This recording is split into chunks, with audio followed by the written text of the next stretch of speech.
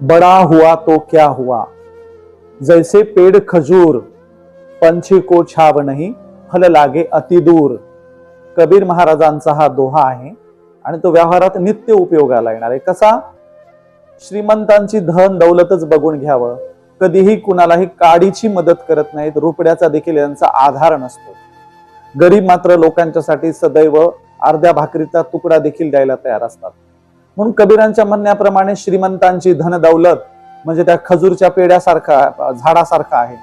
ना पक्ष्यांना सावली मिळते, ना जाणाऱ्या वाटसरूला ती खजूर खायला मिळते, कारण तोडून खावं तर झाड उंचावर असतं. आणि म्हणून असे काही लोक असतात ज्यांच्याकडे साधन संसाधन भरपूर असतात, पण त्यांच्या साधन संसाधनांचा इतरांना काडीचा देखील आधार मिळत नाही. अशा लोकांच्यासाठी हा कबीरांचा दोहा आहे. म्हणजे खेड्यामध्ये एक म्हण आहे बघा, श्रीमंताचं पहावं आणि गरीबाचं खावं. ते अगदीच बरोबर आहे. कबीरांनी समाज व्यवस्थेवर जे अवडंबरावर पाखंडावर जे कोडे ओढलेत ते अत्यंत आजही लागू होणारे आहेत. धन्य कबीर आणि धन्य त्यांची विचारधारा.